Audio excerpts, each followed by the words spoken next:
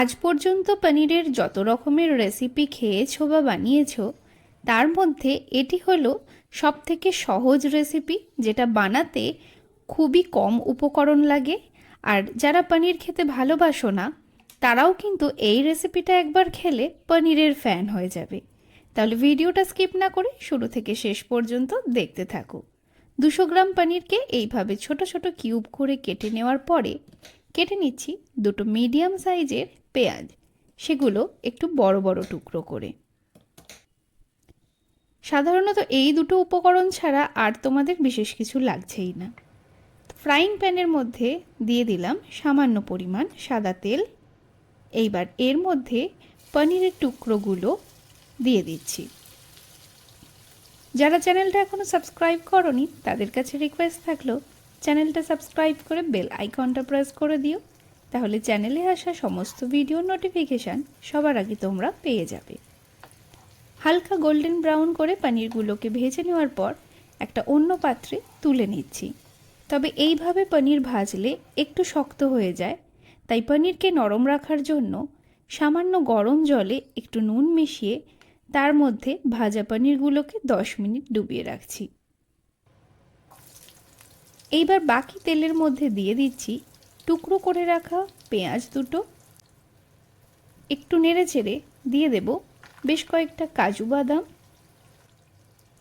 দিলাম একটা জয়িত্রী, দুটো বড় এলাচ আর সামান্য একটু দারচিনি, আর দিতে হবে 3টে কাঁচা লঙ্কা। এইবার এগুলো নরম হওয়া পর্যন্ত 2 থেকে 3 মিনিট এইভাবেই নাড়াচাড়া করে নিচ্ছি। তো এই গোটা গরম মশলাগুলোকে তুলে নিয়ে এইবার এগুলোকে একটা পেস্ট বানিয়ে নিচ্ছি। আর ওই পনির ভিজিয়ে রাখা জলটাই এর মধ্যে একটু অ্যাড করে দিতে হবে। ফ্রাইং প্যানে আবারও একটু তেল দিয়ে এর মধ্যে হাফ চামচ মতো আদা রসুন বাটা দিলাম। কাঁচা গন্ধটা চলে যাওয়ার পরেই দিয়ে দিচ্ছি বেটে রাখা কাজু, পেঁয়াজ আর কাঁচা লঙ্কার পেস্ট।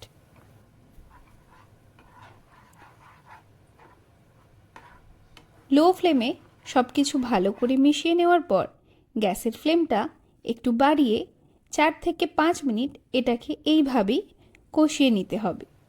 ওপর থেকে তেল ছাড়লে এইবার এর মধ্যে দিয়ে দেব স্বাদ মতো নুন, সামান্য একটু চিনি আর 1 চামচ ধনে গুঁড়ো।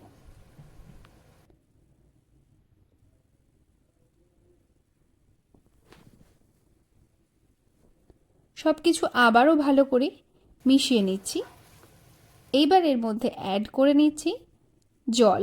এই জলটা আমি যে মিক্সিং পটে মশলা বেটেছিলাম তার মধ্যেই একটু জল মিশিয়ে এর মধ্যে ঢেলে দিয়েছি। এইবার 2 থেকে 3 মিনিট হাই ফ্লেমে ভালো করে ফুটিয়ে নিচ্ছি, যতক্ষণ না এর টেক্সচারটা ঠিক হয়ে যাচ্ছে। দেখতেই পাচ্ছ সব কিছু মিশে একেবারে একটা সুন্দর টেক্সচার এসে গেছে। এবার এর মধ্যে দিয়ে দিচ্ছি পনিরের টুকরোগুলো।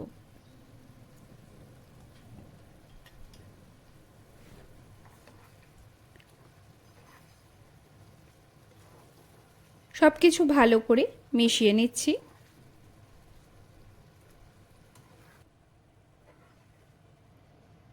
দেখতেই পাচ্ছ গ্রেভিটা কিন্তু অনেকটাই ঘন হয়ে গেছে। এইবার দিয়ে দিলাম কসুরি মেথি। কসুরি মেথির পরিমাণটা একটু বেশি লাগবে, কারণ এতে খুব বেশি যেহেতু উপকরণ নেই, তাই কসুরি মেথির ফ্লেভারটা আসার জন্য একটু বেশি পরিমাণে কসুরি মেথি ব্যবহার করো।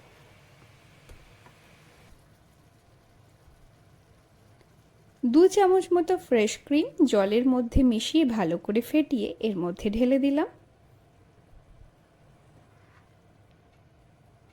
এইবার লো ফ্লেমে 4 থেকে 5 মিনিট সব কিছু ভালো করে মিশিয়ে নিলে রেডি হয়ে যাবে আমাদের খুবই সহজ এই ক্রিম পনিরের রেসিপি। এবার উপর থেকে 1 চামচ ঘি দিয়ে দিলাম। আশা করছি রেসিপিটা তোমাদের ভালো লাগলো। তো এই রেসিপিটা তোমরা কিন্তু গরম পরোটার সাথে ডিনারে খেয়ে দেখতে পারো। ভীষণই ভালো খেতে হয়, আর বানানো কতটা সহজ সে তো দেখতেই পেলে। ভিডিওটা যদি ভালো লেগে থাকে তাহলে কিন্তু লাইক, কমেন্ট আর সাবস্ক্রাইব করতে ভুলো না। আর তোমাদের কোনো রকম ফিডব্যাক যদি আমাকে দেওয়ার থাকে সেগুলোর জন্য অবশ্যই কিন্তু কমেন্ট বক্সে এসে জানাতে হবে। দেখা হচ্ছে তোমাদের সাথে পরবর্তী ভিডিওয়। ততক্ষণ সবাই ভালো থেকো, সুস্থ থেকো।